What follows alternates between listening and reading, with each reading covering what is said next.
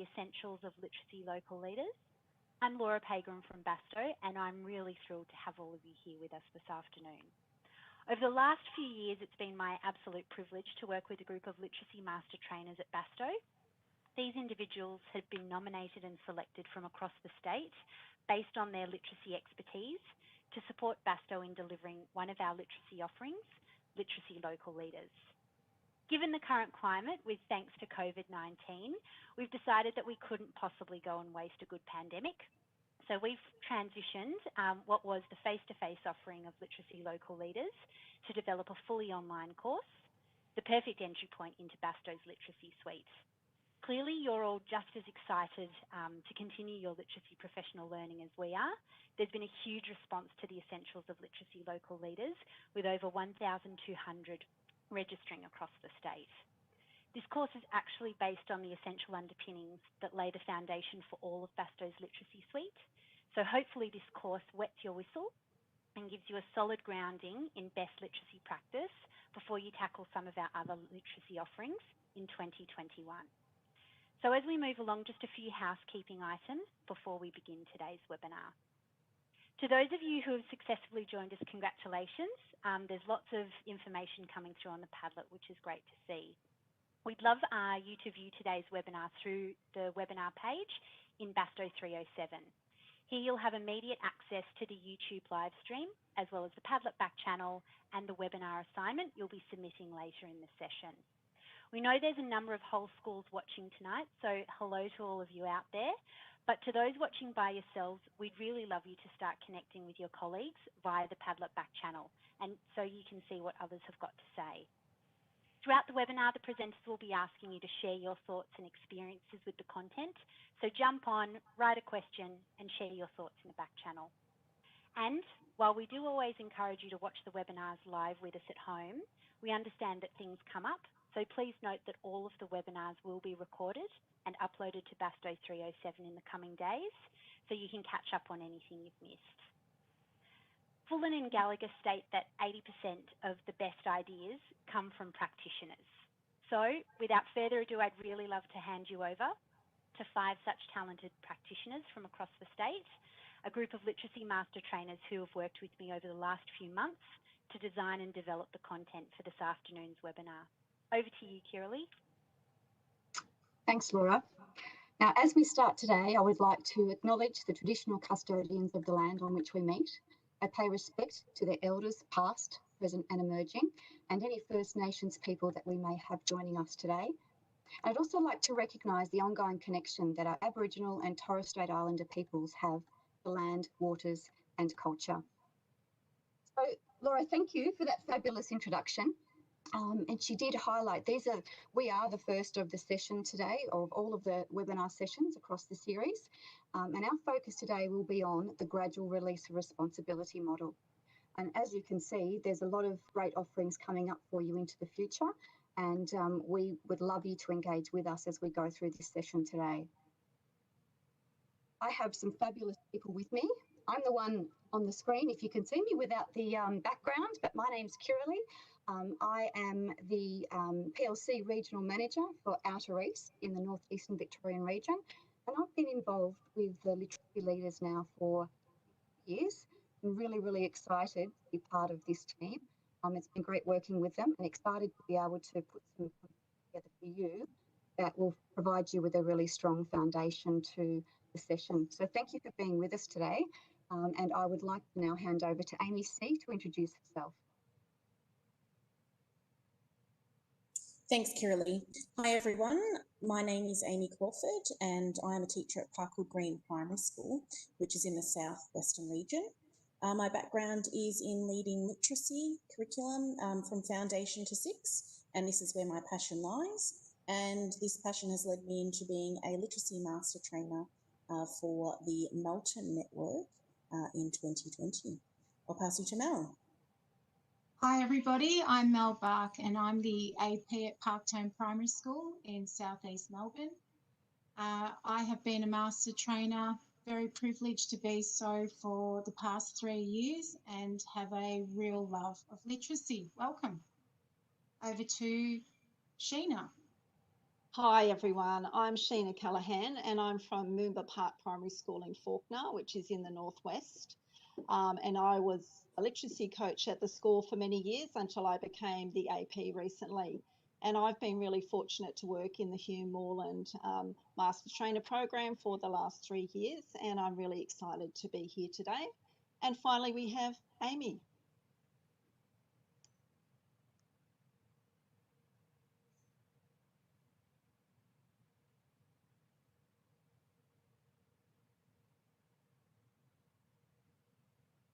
Amy, you're on mute.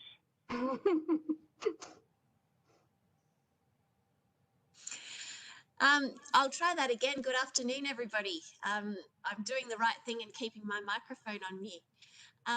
My name's Amy Foy and I work as a teaching partner with the Differentiated Support Initiative through the department. I'm a Basto Literacy Master Trainer and I'm very excited to be here and to hear your experiences this evening. Wonderful, thanks, Amy. And I heard it said recently that someone you're on mute is going to be the word of 2020. So, or maybe it's the phrase of 2020. We're all getting used to that.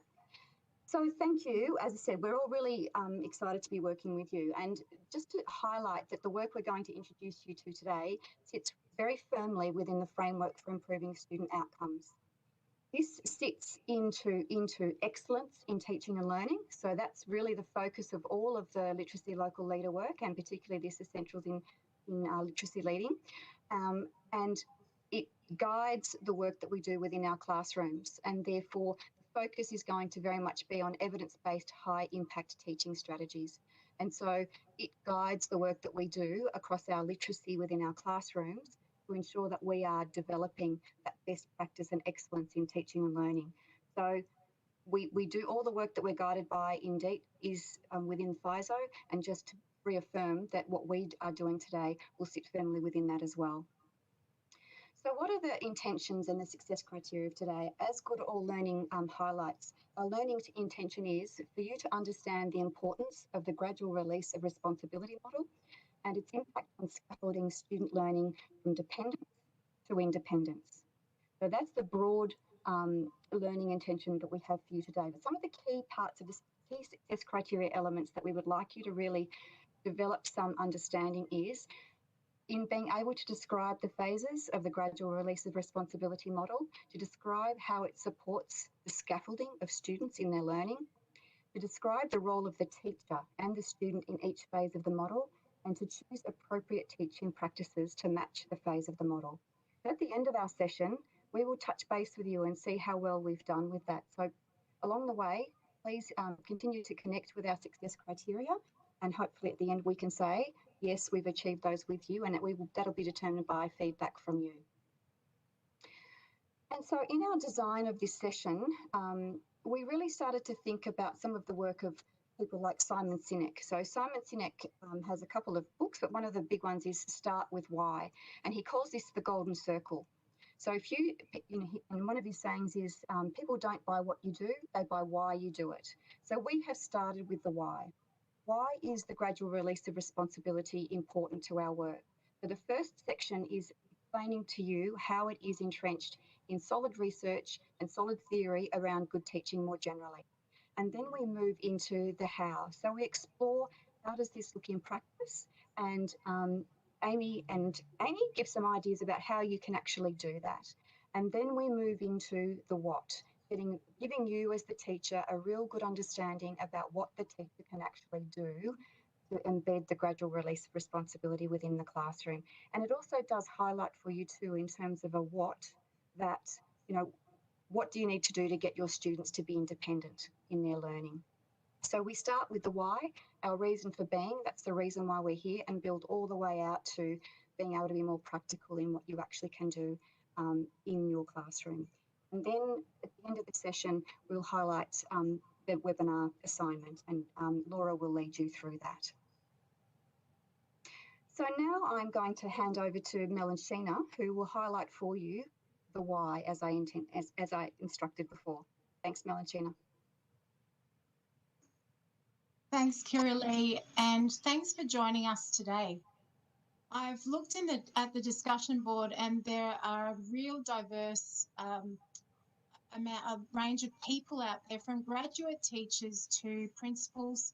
So we welcome you all and hope that you get something from this today.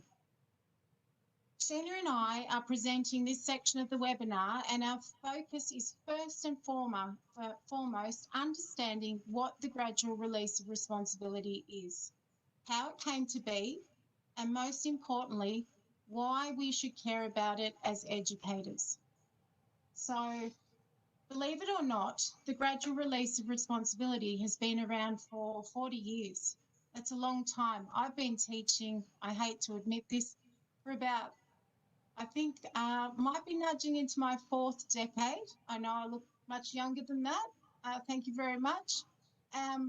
But it's really only been the last 10 years or so that I've heard much about it. So I'm thinking for some of you, it's probably quite familiar to you. You might have heard about it. But for others, maybe for our younger teachers, perhaps they don't know much about it at all. So one thing we know is this: it's important.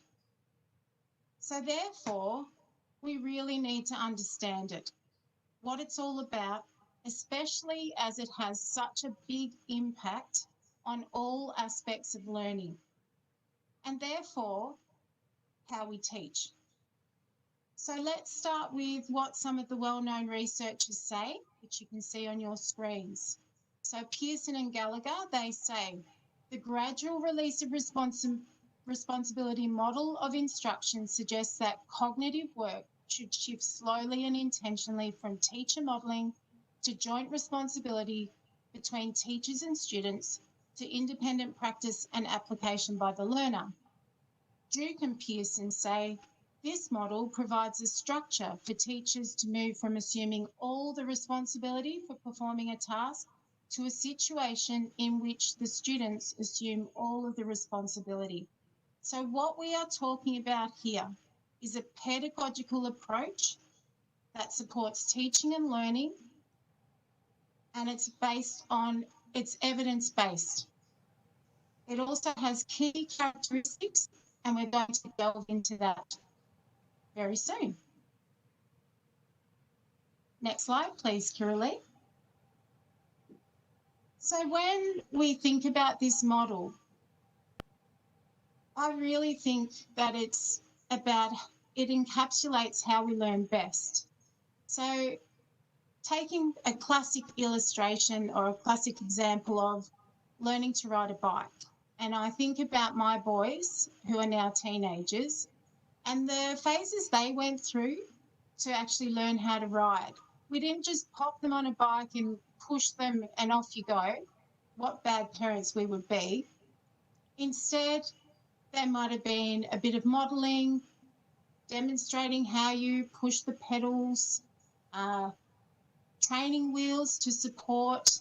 So we were really like the guide by the side. Then gradually, there's a little bit of a release. A few wobbles as one of the kids has a go by themselves. And then finally, it all clicks, and next thing you know, they're whizzing down a hill and racing off to meet friends as 15-year-olds on their bikes. And Sheena has another example.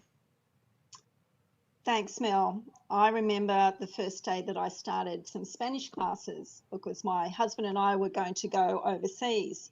And I remember that feeling really shy and nervous that first day, and how I felt like I was stumbling through my first attempts. But I had a really kind teacher and they helped me have a go. And, you know, I was really dependent on my notes when I first started, and I had to really think about every word. But then as I practiced, things became a bit more fluent.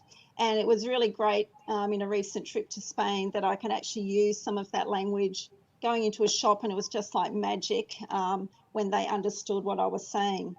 And I just felt that I'd gone from that really basic level to something that was actually useful for me. But how do we learn anything new? We all know that each day that we are faced with lots of things that we need to learn.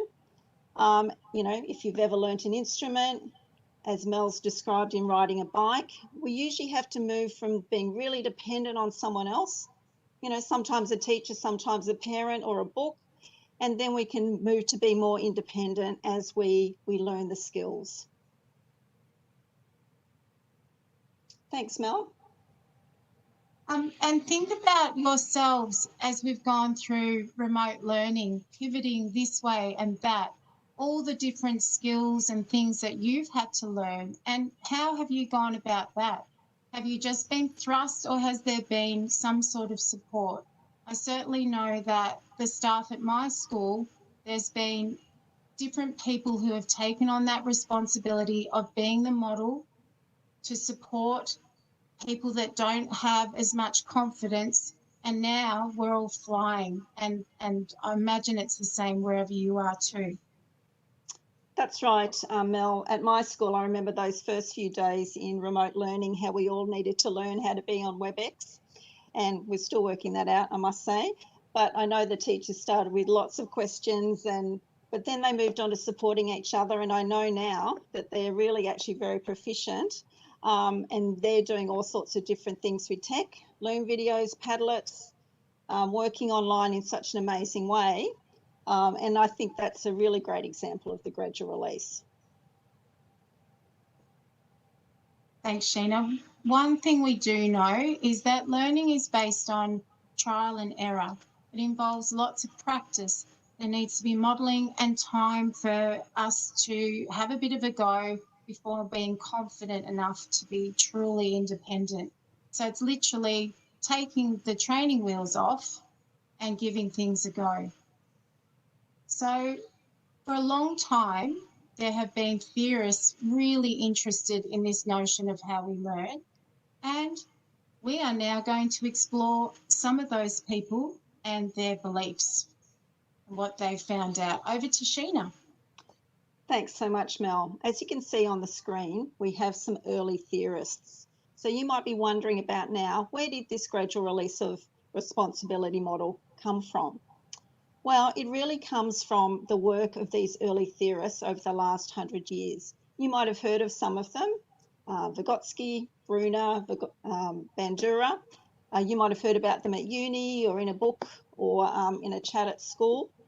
And, you know, these people really made incredibly significant contributions to what we understand about learning. And much of the work that they did really underpins all of our best practice today. But while we're talking, I know that all of you have been really busy on that Padlet back channel, and that's really fantastic. We want to make sure that you are putting down your comments and questions, because as we go through our presentation today, we want to have the opportunity to perhaps check in with some of those ideas that you have, maybe answer some questions, and we'll try to do that today. And if we can't, we will come back to them before the next webinar. But coming back to our early theorists, here's a quick history of their contribution to the gradual release. Take it away, Mel. Thanks, Kiralee.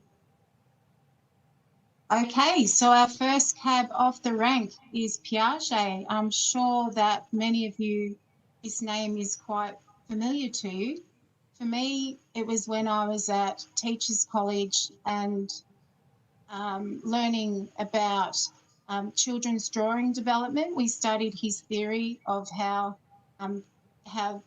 children's drawings develop over time. And so here, who knew that I would be back here revisiting him? And actually, since doing this, I've been thinking a lot about Piaget in terms of our remote learners, but I won't get into that right now.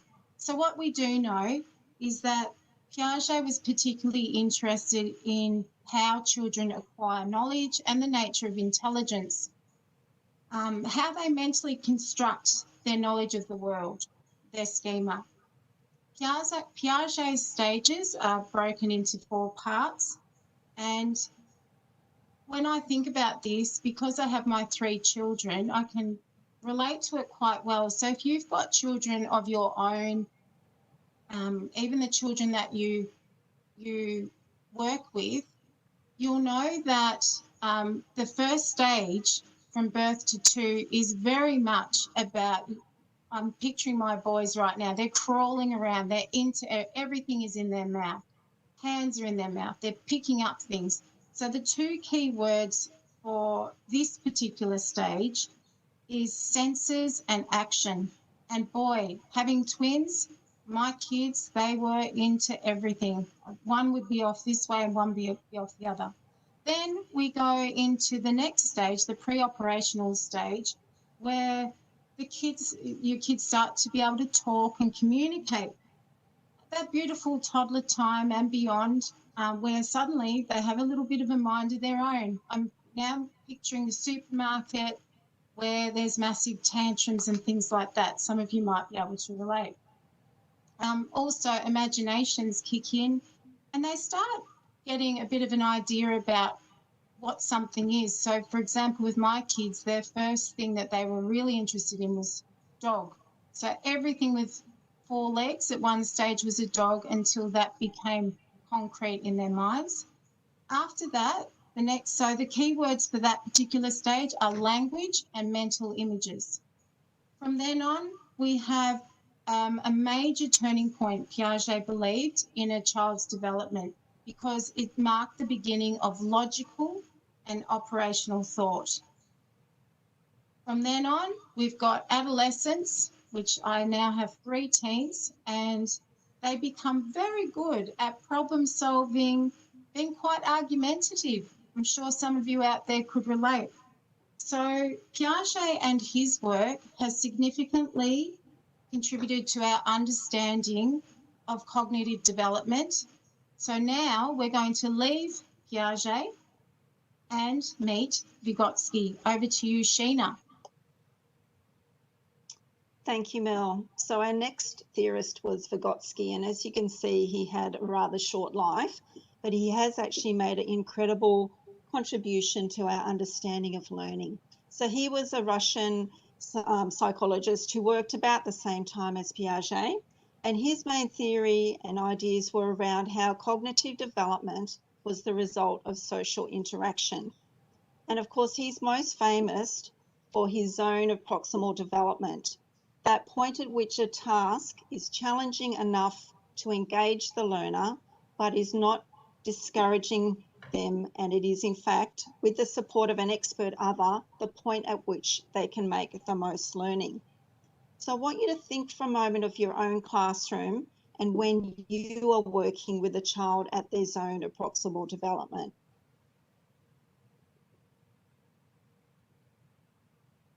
When I think of it, I think of getting ready for guided reading sessions with children and how I need to find out their instructional reading level in order to group them successfully for the strategies that they need to learn.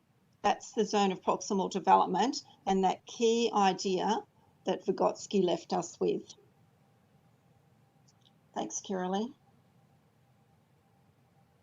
The next fellow who is a particularly important theorist was Bandura, and he was working a little bit later than Piaget and Vygotsky, and he really had a particular formula for learning. He was particularly interested in the fact that learning was the result of observation, imitation, and modelling. He really felt that observation with attention, retention, reproduction, and motivation equaled learning in the child. So what does that all mean? It does sound a little bit familiar. So we can understand observation, where you observe something new, that model for the first time. The attention part is where you really have to engage with it and think and have an interest in learning that thing.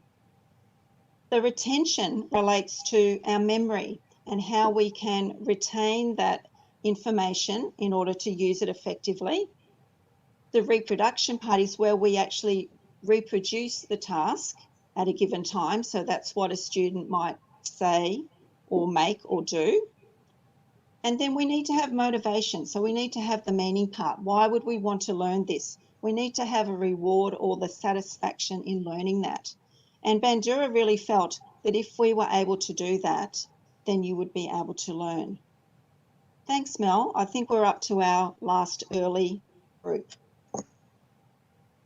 I'm sure it's no surprise to you that the term scaffolding is one of the top seven buzzwords that you'll hear in education. So the term scaffolding was first coined by Wood, Bruner and Moss in 1976 and emerged as part of the constructivist theory, the social constructivist theory. It was influenced by the work of some of our theorists that we've met already, Vygotsky and Piaget. Key points. So like Piaget, they believed that children had an innate ability to make sense of their world, and through interaction, they developed their cognitive ability. Like Vygotsky, they argued that social factors played an important part in developing cognitive growth.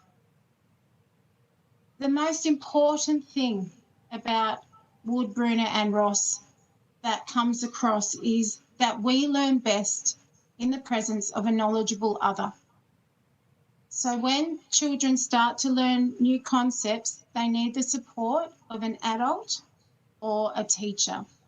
So in other words, learning just doesn't happen by osmosis. As with the example I gave about learning to ride a bike, to begin with, a learner is very dependent on that knowledgeable other. But then gradually over time, as they become more independent in their skills and knowledge, the support that they need gradually fades until they don't need it anymore.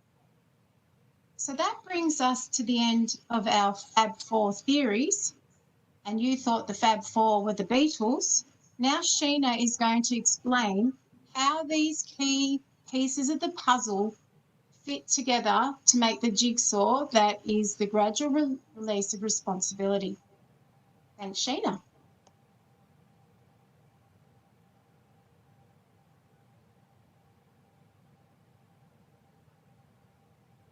Sheena, you're on mute. Thank you. Sorry about that, guys. Let me try that again. So here we are at the intersection of our theorists. This is where the gradual release sits. And to quote the Literacy Local Leaders course, taken together, these theories suggest that learning occurs through interactions with others. When these interactions are intentional, this is when specific learning occurs. Now, this is a key point here. It is those intentional actions of the teacher created in the learning environment that are really going to have the impact on that student. So what are those key attributes that bring all of this together? So our theorist spoke about that expert other, the teacher. We need opportunities for interaction. They're the learners and the teacher. We need to understand the clear developmental phases of the learner, and we need to be finding where that student is in the zone of proximal development. So that's our link to assessment. And the expert teacher needs to intentionally scaffold the learning, and we need to think through how we engage and motivate our learners in the classroom, and they need to have lots of opportunity for practice. So they're all the ideas put together. Mel's going to explain what happened next. So our time machine has now arrived in the 80s. We've been rocketing all over the place this afternoon. And this is where our later theorists come into play, and we're going to meet Pearson and Gallagher. So they brought these four theories together in a new instructional model.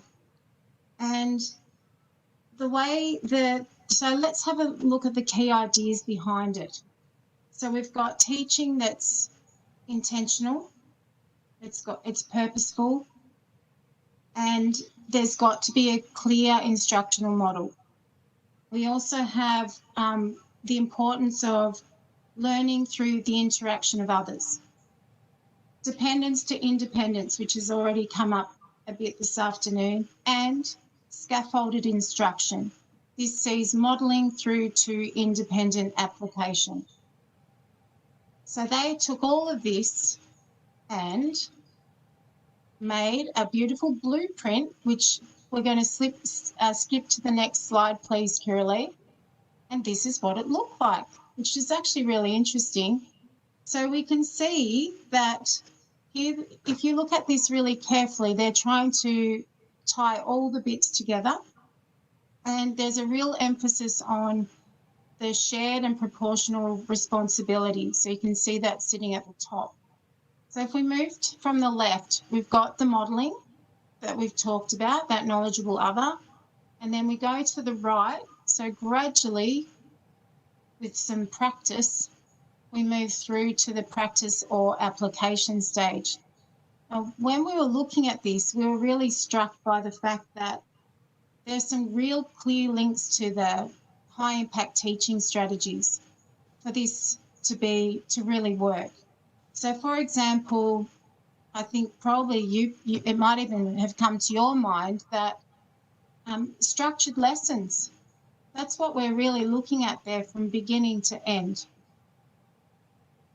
So you need sound lesson structures, reinforcing routines, and learning is scaffolded via specific steps or activities.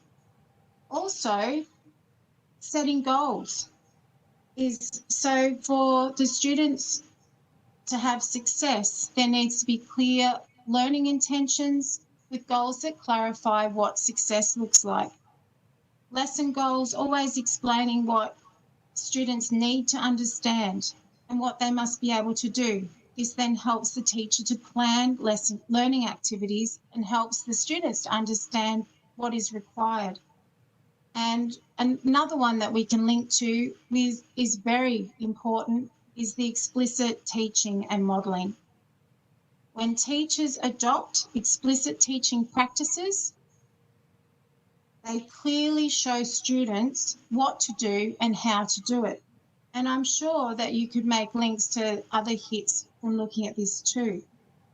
So the essence of this is that if we implement this model really well, then we are going to have a huge impact on student outcomes. But we're not done yet, because now we're going to meet an incarnation that I'm sure you're familiar with. Over to Sheena. Thank you, Mel. So you can see that there are many, many links to our current classroom practice in all of the things that we've been talking about this afternoon. We hope that you're putting down some interesting questions for us to answer as well. So you can see that there have been clear links to our high impact teaching strategies. And now we move into the Fisher and Frey 2008 model. And this might be something that you've seen before. They really reconceived this model into something simpler and something that's probably much more familiar to you. And they chose triangles to represent the amount of responsibility between the teacher and the student. So you can see on the top left, the teacher takes full responsibility for the learning, and on the bottom right, the student does. So moving from top to bottom and left to right, there are 4 distinct phases that they identified.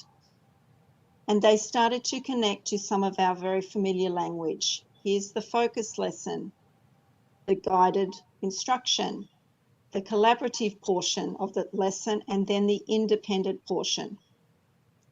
And in moving into the next slide, you can see we've broken down the phases for you even more. And we start to hear the language that they're using.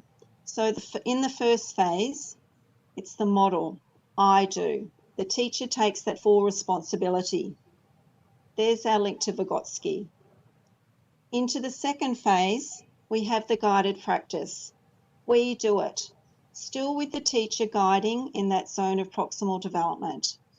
In the third phase, the students take over and they work together with some support of the teacher. And then the final phase, the student is working alone. You do it alone, you're putting it into application. And so in the next section, we are going to connect these really important phases with our teaching practices. However, before we do that, Mel has some important questions for you to consider.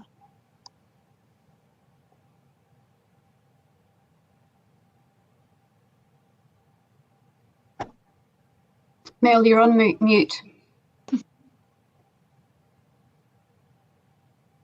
It's being a bit cheeky. Sorry about that, everybody. So in considering this model, here are some questions to sort of think about. What are the implications for the teacher in each phase? And what are the implications for the student in each phase? What is the impact on classroom arrangements and organisation? What about implications for text and task choice in literacy sessions? What are the implications for formative assessment? And what are the implications for teaching practices? In the next part of the webinar, as Sheena has already mentioned, we will explore a bit more about the roles of the teacher and students in this gradual release and the impact it has on our teaching decisions and about the teaching practices we choose.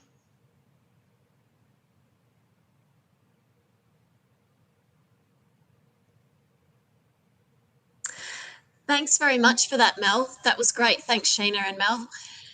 Just looking on the Padlet, and I can see that a lot of you were making some very good recollections of your experiences with Vygotsky and the zone of proximal development. A lot of you are saying that you found that the whole I do, we do, you do model has been really pertinent during this time of remote learning. And so what we'd like you to think about as we move into this second part, where we're actually going to have a look at how you will or how you can use this model in a literacy setting, what I'd like you to think about and put in, maybe jot down some ideas in the Padlet, is that what type of conditions do you think you need to have for this model to be successfully adapted into a classroom setting? Okay, so what sort of preconditions might need to be already happening? And if you could just sort of put down your thoughts and ideas in the Padlet, that would be really helpful. I think I'm ready to move on. Thanks, Kirili. Okay, so as mentioned earlier, what we're going to do in this section is that we want to link our understanding of the gradual release of responsibility to our literacy classrooms. And as I said just before, think about your school and how it is used, and think about how you could use this model to scaffold learning for your students. Okay, think about current instructional models that you might be using in your school, and just sort of have in the back of your mind how that aligns with the gradual release of responsibility. Throughout this section, we'll go with the nice and easy to read Fisher and Frey model. I noticed in the Padlet that a few people mentioned that the Pearson and Gallagher one looked very much like a house, and I saw some great comments about it being the building blocks of education and perhaps the home of learning. So I think we're probably better if we just stick with Fisher and Frey. It's nice and simple, and a lot of you in the Padlet have mentioned that you are actually already using it. So I'm going to hand over to my partner in crime, Amy. And Kirili, if you could just jump to the next slide, please. Thanks, Amy. So we're looking at the gradual release of responsibility in practice. The gradual release of responsibility model is the suggested instructional model to be used in literacy. It supports the learner by scaffolding the teaching of literacy, supported by core teaching practices. It supports the teaching and the learning, both in the reading and the writing workshops, from foundation to year 12. And as suggested with Mel and Sheena, it is a model that's replicated in everyday life, and its use in the workshop supports learners to work towards independently reading and writing across the curriculum and beyond school. Thanks, Kirili. So the core teaching practices in reading and writing allow for and support the gradual release model when scaffolding in our classrooms. Different teaching practices sit in different phases of the model. So the core teaching practices offer multiple opportunities for explicit teaching of all aspects of reading and viewing and writing across the Victorian curriculum. Our core reading and writing strategies are explained in depth in Literacy Teaching Toolkit. And the Literacy Teaching Toolkit holds the information that we need to support teaching of literacy within our schools. So many of you will be aware of this resource and using it for planning and teaching already in your schools and classrooms. For all of the literacy professional learning that's offered by Basto, this is where we link our professional learning and our information to. So it's strongly encouraged that it becomes a permanent resource that you are using. It supports research and best practice. It shares theories, examples and lessons. So our examples today that we'll be exploring in the Gradual Release of Responsibility model are reflective of this information. So let's have a look at how our Gradual Release of Responsibility model and where our teaching practices fit. So we can see the best teaching and learning in our literacy classrooms. If we have a look at the Fisher and Frey model, which we spoke about, the first section is the focus lesson, so the I do it section. Sometimes you might see this in your classroom as the mini lesson, but it's also shown in different aspects throughout our teaching. If we relate this to our core teaching practices, we might see modelled reading, the read aloud and think aloud, and also modelled writing. So the focus lesson stage sees the teachers modelling key behaviours and skills to the students. The teaching practices rely solely on I do it, the teacher modelling, and the student is actively listening. The teacher models skills, reading and writing behaviours, and it also provides an opportunity for teachers to demonstrate their enjoyment in reading and writing and allows students to see the purpose of reading and writing. If we link it back into what the toolkit supports, it says that we model skills in a range of different styles and types, and it provides an opportunity for teachers to demonstrate and allows students to see the purpose in learning.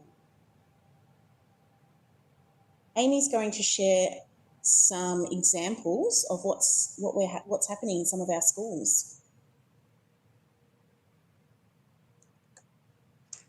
Sorry, everybody, I was still on mute. It catches me out every time. But if you have a look at these pictures, you can see that there are two classrooms, but in both instances, the students are actively listening while the teacher is very explicitly demonstrating what needs to happen. This is the part of the model where the teacher has full responsibility at this stage. And so they'll go through with their students explaining exactly what they would like them to do and exactly what the teacher is looking for, what they want to see. It's the time that teachers model the behaviours and the skills that they would like the students to be using by the end of the session. Back to you, Amy. Thanks, Amy. So the second phase, and we're moving down the triangle now from the teacher responsibility side, is the guided instruction. So this is the we do it stage where the teacher is handing over some of this responsibility. If we look at our core teaching practices, these are shared reading, guided reading, the language experience approach, close reading, conferences, guided writing, shared writing, and interactive writing, which sort of fits in two phases of the model. So both the teacher and the student play a role in this section, with the teacher guiding the student by scaffolding the learning and teaching the student at their zone of proximal development to move towards independence. And this is where we can link back to our theorists and what Mel and Sheena have shared with us. So further learning occurs at this stage with specifically targeted and accurate teaching. These core teaching practices can be whole class, small group, or one-on-one. So the toolkit shows us that students are guided to develop greater control over their literacy skills. This strategic instruction involves teachers responding to the students' individual needs. Amy, would you like to share some interactive writing ideas? Certainly. And I'll just add there that this is actually the really tricky part of the model. I'm sure that most of us, because I know I certainly have been guilty of just saying, okay, students, this is what I want you to do, off you go and do it. And totally missing those steps in the middle of really scaffolding and supporting their understanding and learning. So these parts, the we do it, are just crucial because they give students a chance to practice what skill that you've been teaching them in that supported environment. Interactive writing, as demonstrated here, is one such method of guided instruction. The teacher can do this either as a whole class, as you can see in the right picture, or in the left there as a smaller group.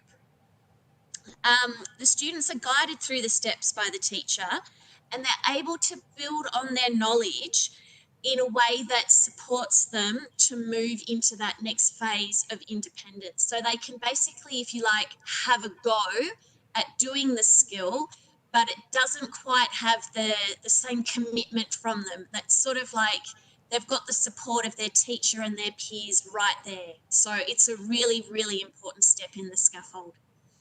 Thanks, Amy. Thanks. So the third phase that we move into is collaborative. So this is the you do it together phase, and this is where we're talking about the students working together in a partnership or in groups to be able to practice their skills and what they're learning.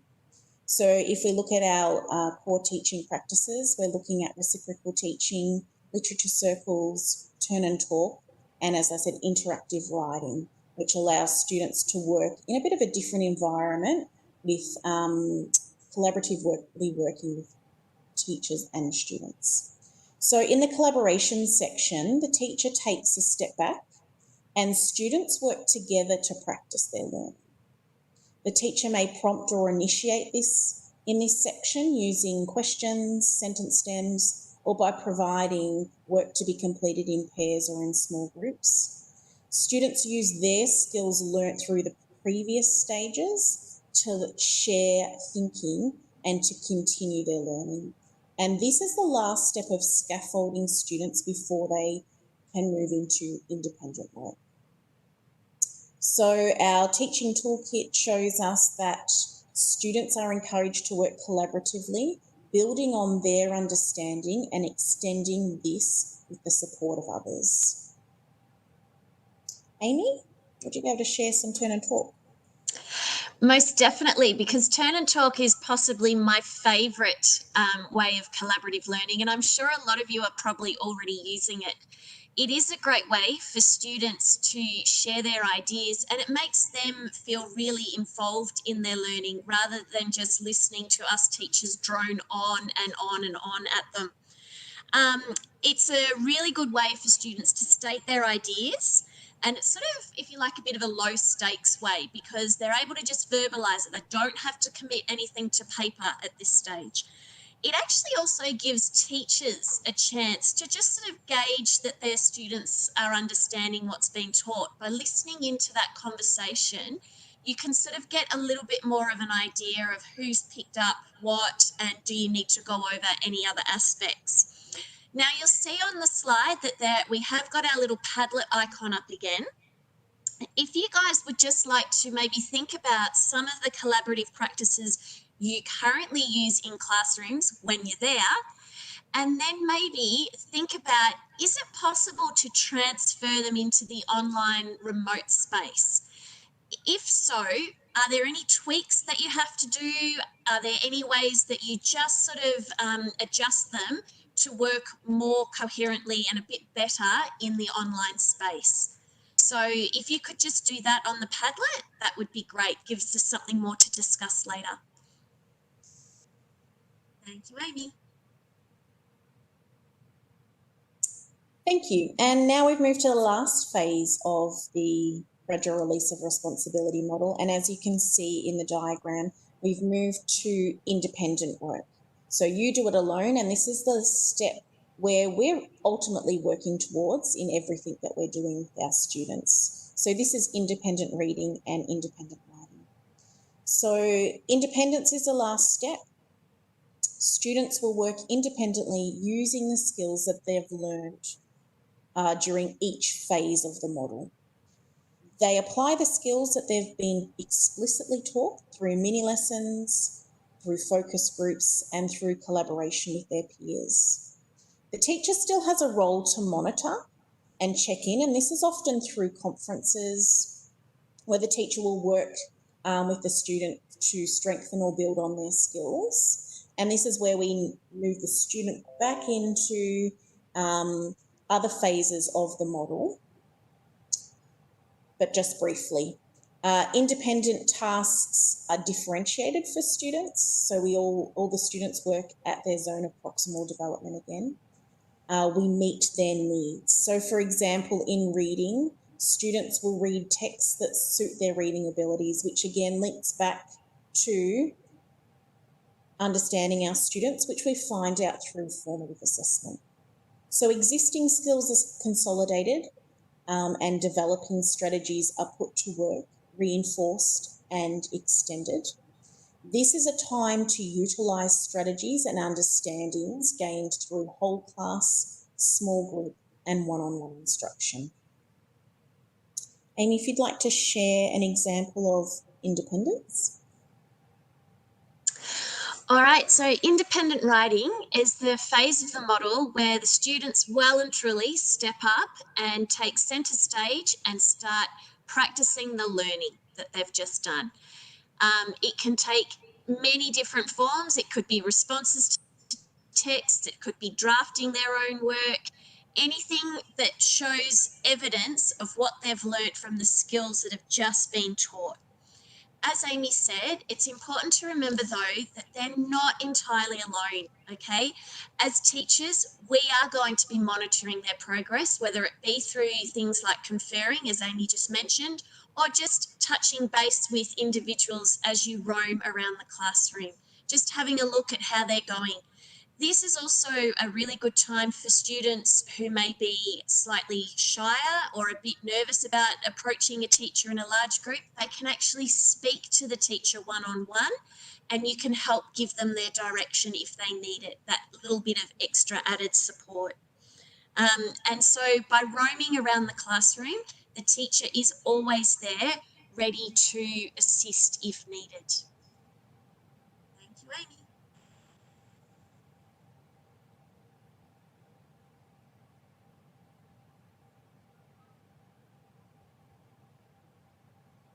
I believe that actually concludes our session, Amy. And what I might do is I might hand it over to Kiralee, who is facilitating today. And I think we're going to have a quick discussion about your webinar assignment. Thanks, Amy. Hi, Amy. I And actually it's Laura. think it's me that's jumping in there. Sorry, thanks, Kiralee. So thank you so much to those of you who are bearing with us. I am absolutely floored at the number of you that are watching live today. I believe it's just shy of 950. So there is a huge amount of foot traffic on the Padlet.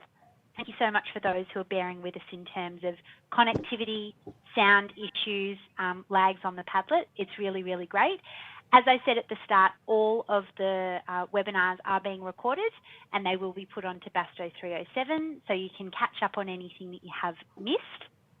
Also, if any of you have been experiencing any difficulties getting into BASTO 307, the digital learning team are responding to those emails as quickly as they can, but naturally there's a huge number of you, so please be a little bit patient and bear with us as we try to get back to those emails that have come in.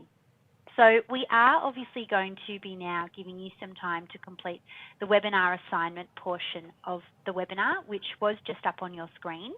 But I'm actually going to be sharing the BASTO 307 space with you now, so you can have a look at what it looks like and you can find out exactly where it is you need to go to successfully submit your assignment. So hopefully you are all able to see my screen. Kiralee, can you give me a thumbs up if you can see my screen? Perfect. So this is the BASTO 307 landing page for all of you. I'm obviously in the sample course here. So this is the mainframe of how you can get into all of the different aspects of the course. So hopefully lots of you have already been in the virtual community of practice space and you've been introducing yourself to your master trainer facilitators or to some of the others that are already in that space. I know having a read through that already, I've seen some really great stuff commented about what people are excited about the course. I even saw someone talk about a job promotion that they're moving into in term 4, which I think is really exciting. So congratulations to Lee on his promotion there. But obviously this is the virtual community of practice where you can actually introduce yourself to your peers and your colleagues. If we move along following the next buttons at the bottom of the screen, it takes us to today's webinar page. So this is hopefully where you are watching from today. You'll see that there is the link to the Padlet back channel. There's the Gradual Responsibility webinar that's actually streaming there at the moment. And we then go further down to see what the learning intention and the success criteria for the webinar portion of today was. Right down here is where you'll find the webinar assignment. So this is really important for you guys in terms of actually meeting some of the requirements of this course. So each of the webinars have got their own assignment and this is how you access it. So here we click on the blue button that says submit your webinar assignment. So we'll click on that and it's going to open up to the actual webinar assignment page. So this is the prompt that Kiralee had on the screen earlier. So today the question that we're asking you all to reflect and respond to is, what is the gradual release of why is the gradual release of responsibility important to teaching and learning? And we'd really like you to start to think about how the gradual release of responsibility fits into the instructional model that's potentially in use at your school and how it actually fits in with your classroom practice. Now, whether that is classroom practice face-to-face or classroom practice in a remote learning sense, I'll leave that up to you. So to actually access the section where you'll compose your webinar, your response to the webinar assignment is up here. So this orange button up here that says submit assignment, you'll simply click on that and it should then open just like with the discussion boards, a text entry box, which is exactly like Microsoft Word here with the different icons that we've got. So you can change the text, you can add in some dot points if you wanted to, even some additional links. Oh, it's really exciting. On my phone, I've got a huge number of people who are already submitting their webinar assignments. So glad to see it's working. So you'd obviously put in your response here regarding the gradual release of responsibility. Oh.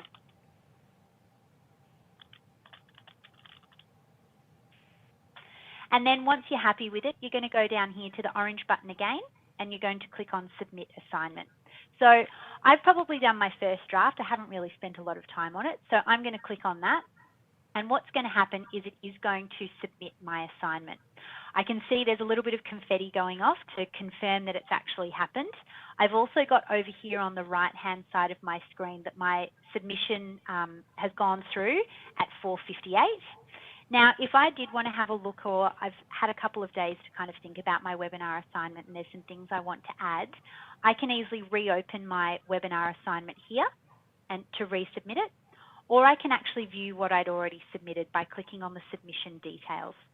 So if I click on that, it's going to open up exactly what I've composed in here, and I might possibly be making some edits, or I'm happy with it as is. What you do need to remember is if you are resubmitting the assignment, that's the version that is going to be saved in BASTO 307, not the original one that you've composed. So if you are going back into edit, it's going to update what you've saved, so it's going to be a later response. Now, there's so many of you watching live today, which is absolutely brilliant.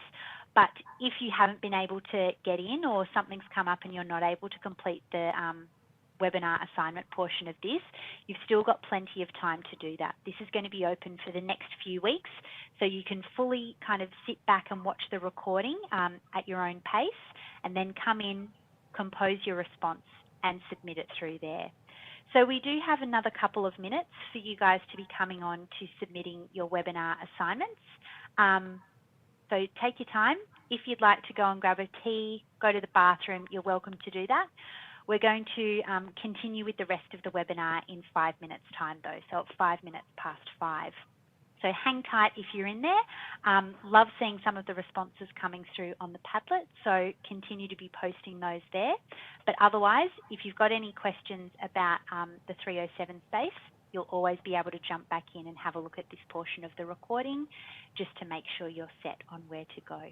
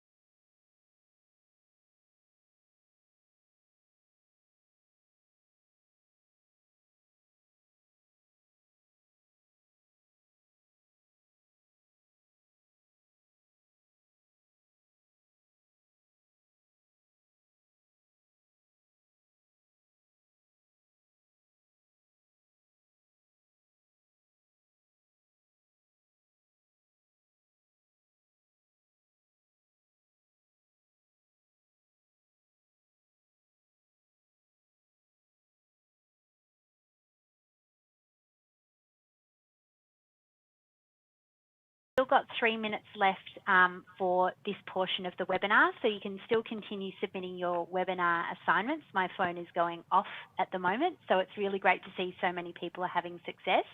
There are some questions that have come in on the Padlet back channel as we've been talking to you about this, so I might just answer some of those while we're here. I believe there is a word limit of 200 characters or less. However, obviously you'll be able to transcribe whatever it is that you think in terms of responding to the prompt and submit it through. I've also got some questions coming through about people completing as a group or not. I know there are schools who are completing this, but for everyone, the way we're actually assessing this is based on your individual participation. So make sure you do also submit a response. It could be a really similar response that you're crafting as a school group, but make sure you've also submitted one individually as opposed to just one person collectively for a whole school group. We are hoping that the slides are going to be shared after we've actually got the recording of the webinar up onto the BASTO 307 website. We will be putting any of the additional resources like the PowerPoints from today up there, so you will be able to access those. You'll also obviously be able to go through in real time with the presentation if there was any key points or quotes that you're actually wanting to take away from our presenters as well. Just having a look through, there are a few people who are still having technical difficulties getting into BASTO 307. An email would have been sent to you guys last week with all of your login credentials, so that's your username and your password. If you are having difficulties though, shoot an email through to digital.learning@basto.vic.gov.au I really hope that ending is correct there. That's basto.vic.edu.au. Thank you, Sean. I knew I'd gotten that wrong there. So digital.learning@basto. Say it again, Sean. vic.edu.au. Thank you.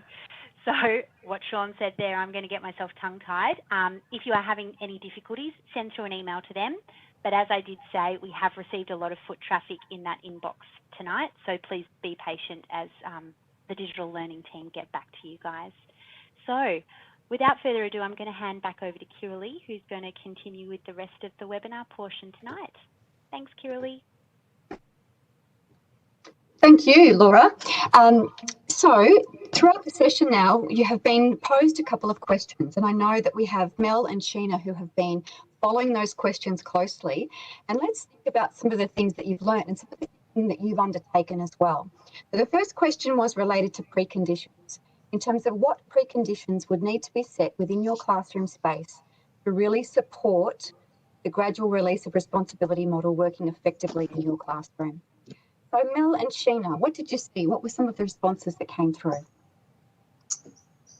Okay, well, I'll take over this one. So some really interesting thinking around the fact that the classroom environment needs to be a really safe place.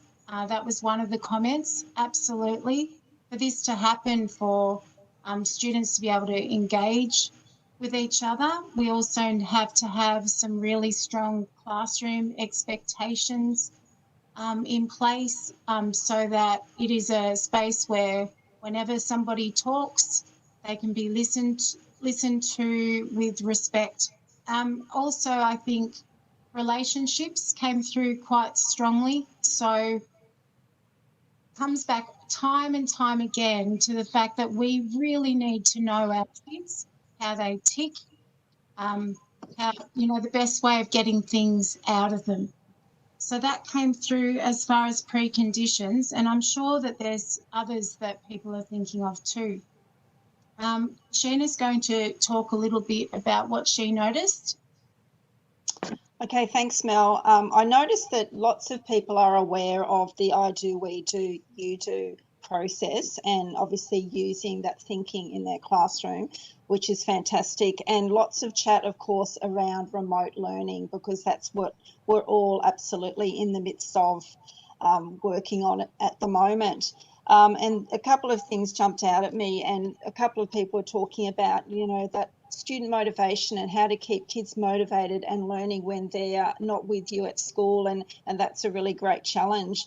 And I was thinking about how that really links to understanding our kids and that zone of proximal development. And just today I had a parent on the phone who was very distressed about her child who has a disability and was finding it really difficult to connect with remote learning. And we really had to think of some adaptations for that child, and I know that we're doing that as teachers all the time, particularly when things are changing quite rapidly from one week to the next. And I really thought about this child, and I really had to change the way that his teacher was presenting things to him.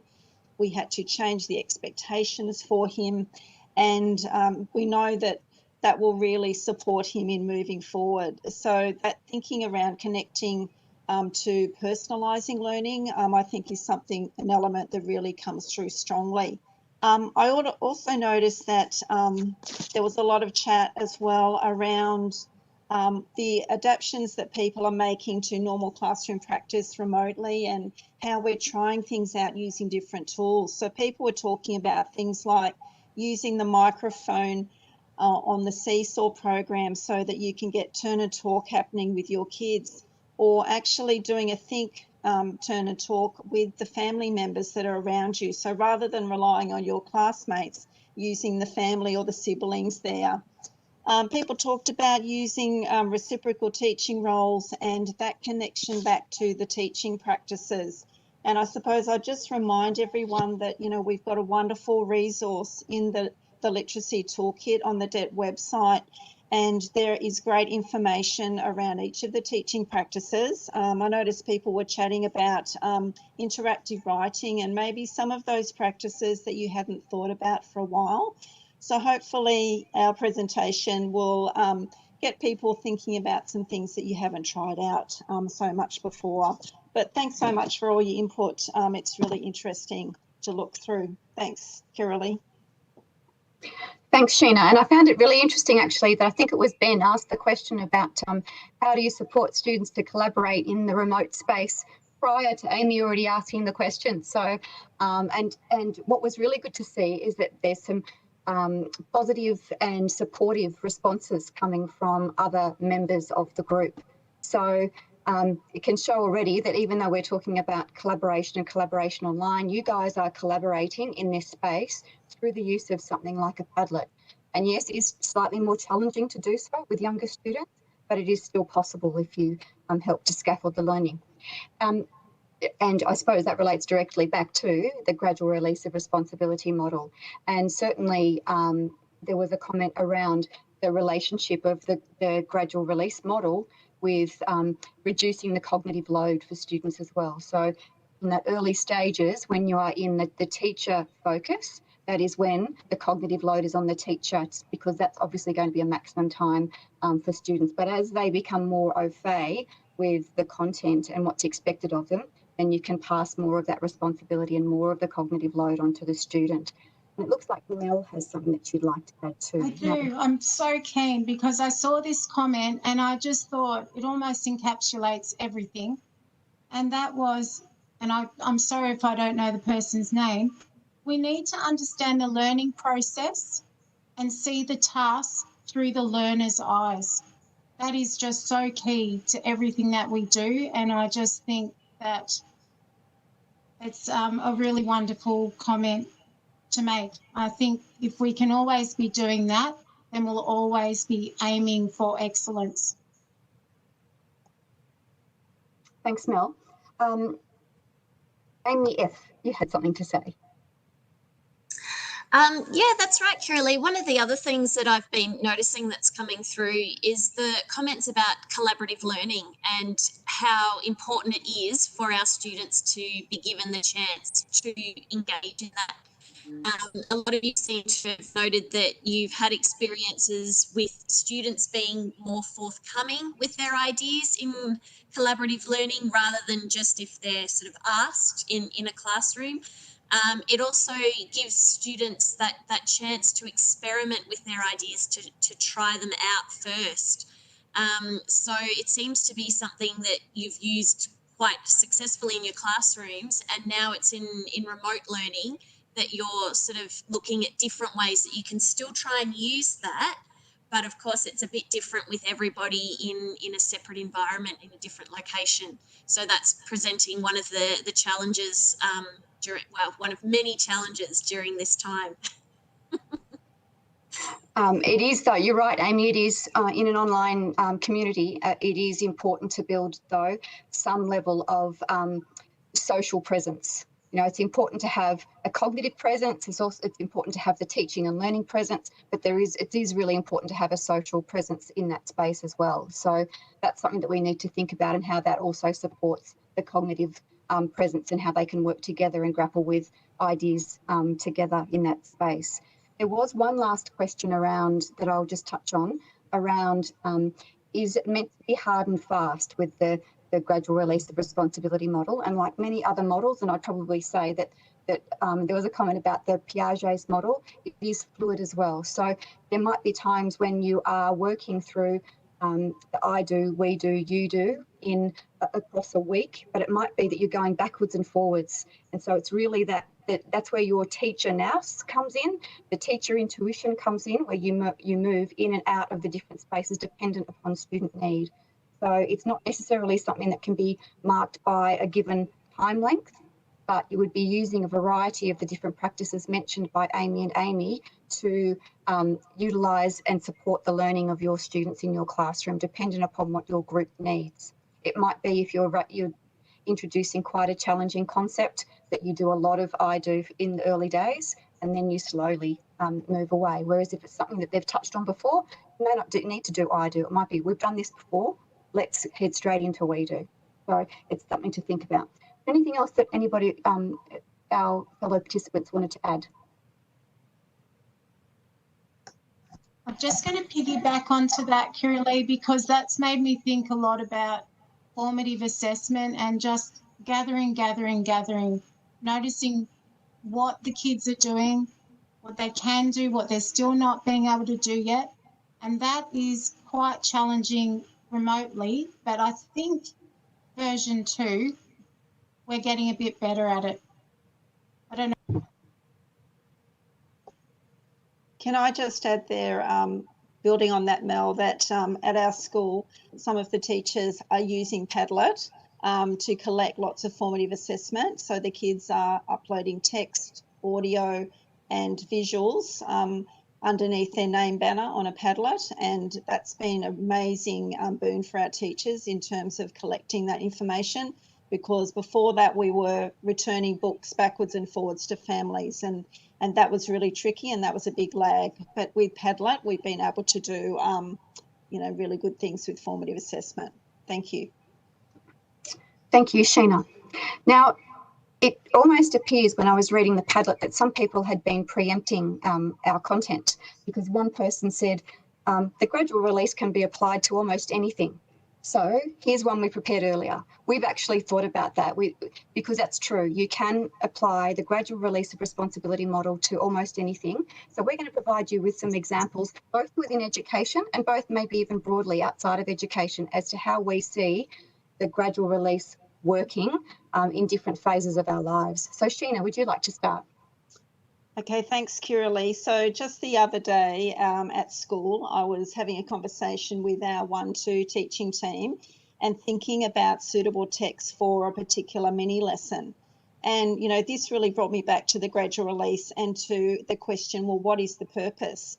And that real understanding that we do move in and out of the gradual release at all different stages of learning. And really I asked them, well, what is the purpose of your mini lesson? Are you modelling? Is it full teacher control? So then really the text selection would be quite wide open, because the teacher would be taking responsibility. But if it was something that you wanted to be a shared text where the kids could have an opportunity to read, then you'd need to be thinking about using perhaps a big book where the instructional level might be more appropriate for the kids. So that's just one small example in a conversation with the team at school about the gradual release. Thank you.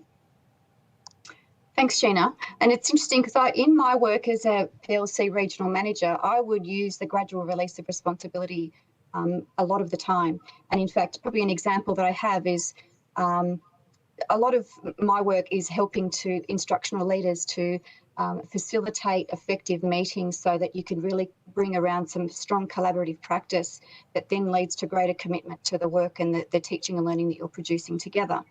So there's opportunities for me to go and work with someone. If they haven't done it before, I will often create an agenda, build in norms and protocols within the session, and then facilitate the meeting with that person's team to just show what it can look like. So that's the I do section.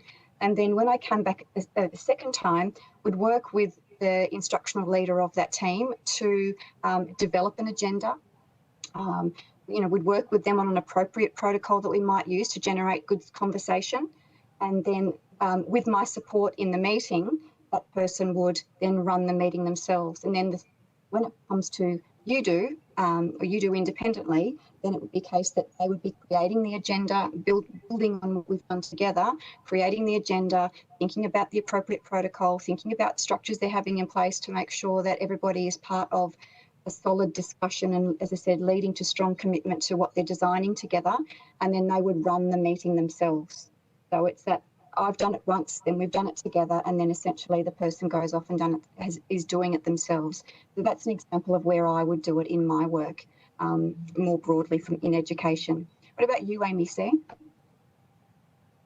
Thanks, Kiralee. So we can use it in the one practice as we've seen Sheena and Kiralee talking about, but I also look at it in my literacy workshop. So if I think about how my literacy workshop runs, the gradual release model allows me to scaffold learning to meet the needs of each individual in my class. And as a teacher, that's obviously my aim, building each student towards independence. So when I look specifically at, let's just say, the writing workshop, in one workshop, I move through all of these phases, and each component also works through that.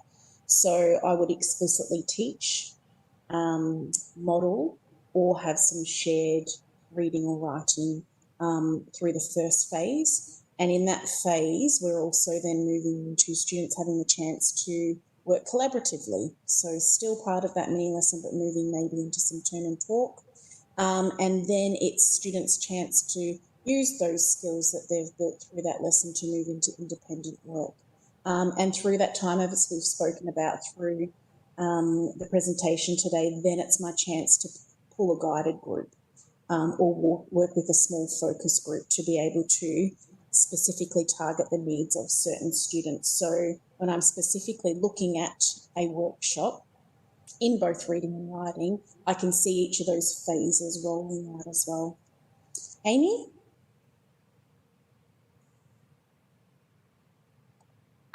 I was just sort of thinking that what I've seen through my work is that this time of remote learning has been a time of gradual release for everybody. And it's also demonstrated how fluid the model can be. So we've had teachers, because this whole pandemic situation is so new, there's no real hard and fast rules for it. So we've seen instances of teachers that have collaborated together to come up with new innovative ways of teaching. We've also seen how some teachers have come up with an idea, they've had full responsibility, and then they've actually taken it back to their fellow staff members. So they've almost moved backwards in the model to the we do again. So I think it's important to remember that this model is very fluid in that regard, and that we're really seeing that right now. It's great. We'll kick over to Mel. Now, I don't know if I've been watching too much Netflix, but when I think of the gradual release of responsibility, Yoda and Luke Skywalker came to mind. So yes, I'm a bit of a left of centre thinker. So when I think about that, you know, when Yoda was working with Luke Skywalker, he didn't just leave him to his own devices. He kind of popped in, popped out until Luke was pretty sensational. In my role as AP, I am leading literacy, and at the moment I'm working with the prep team. So I've been, prior to COVID and our isolation, I've been actually going in and modelling lessons to my teachers. And so they've become my students, if you like.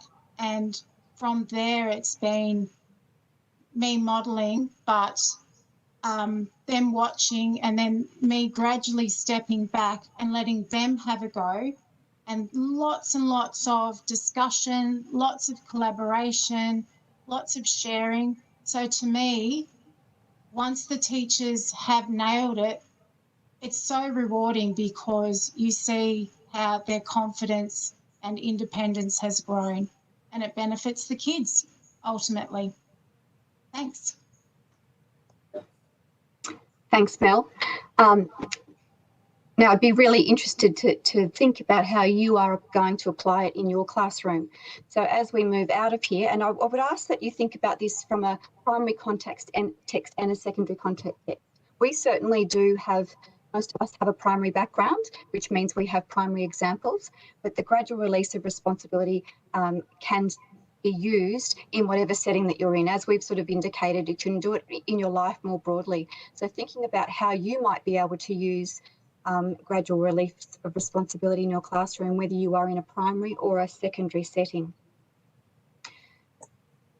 Kiralee, there's also been a little bit of discussion about some timelines through the presentation today, and I think it's really important to remember that we really need to pull on understanding and knowing our students through our formative assessment, through knowing our students and how they work in the classroom. So each of these phases, we actually don't have a timeline, but it's understanding our students, understanding what we're teaching, and that will actually guide us to know what phase we are up to and how long that will go for.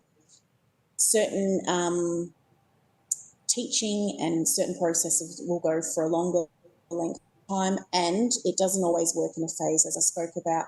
It doesn't always work in a sequence, as I spoke about. We may need to pull back into a different phase at one point in time, and then we'll release the responsibility again. Thanks, Amy. So now, as we draw to a close, we start to think about how we did on our learning intentions and success criteria. Now, whilst we don't have it there, I'm going to wing it here for a moment. Just ask whether you can add into the Padlet how you think we've done. Did we manage to build your understanding of the importance of the gradual release responsibility model and how it impacts on student learning and assists them to move from dependence to independence? So both Mel and Sheena talked about the phases of the gradual release of responsibility model and where that came from, the historical and theoretical background that it comes from. And obviously over time our thinking about educational practices change. So acknowledging some of those comments in the chat as well, that we do change, but we still take elements from what we've learned in the past and build on that. Just that's the notion of learning. And so we're learning as a system that we build on those things. So were we able to describe how the gradual release of responsibility supports the scaffolding of students to move from strong teacher dependence to a higher level of independence? Did we describe the role of the teacher and the student in each phase of the model? And also, did we give you some examples and some teaching practices that you might be able to use in your classroom space which match the phase of the model? If you could give us some feedback now in the chat, that would be wonderful. Just yes or a no or sort of, that's enough. It's a little bit of our exit slip for us as we move beyond this session, but also can help inform future sessions for our fellow master trainers. But hopefully we were able to do that we were able to really build your understanding of the why, how and what of the gradual release of responsibility model. And I think it's Lynn Sharrett who says, hope is not a strategy, but I do hope that we did that. So now beyond here, you'll be able to connect and delve deeper with your fellow participants, and you've already started that process today. So feel free to post a question to your master trainer now on the Padlet. So we would love to connect with you again, but also connect with your virtual community of practice and post on the Webinar 1 discussion board. So I know most of you have submitted your assignment, and I'm sure Laura will chime in again with any future or further thoughts about that in terms of if people are having particular difficulties. I know she explained that, but please follow the processes to be able to do this work, because we're really aiming that this core content will then support your future engagement with the Literacy Local Leaders course, and so that you'll be able to get the best out of that. And just a reminder that the next session is on Tuesday, the 25th of August from 4 until 5:30, and the focus of that is on the workshop model. And it is also one of those elements that is very much core to understanding effective literacy teaching, and will support your work as a literacy leader in your school and also your involvement in the Literacy Local Leaders. So please engage with that and continue to follow the process of these sessions, because you've got some very excited master trainers who are feeling very keen and very privileged to be able to support you in your understandings around this. So on behalf of myself and Amy and Mel and Sheena, we'd like to thank you for being with us today.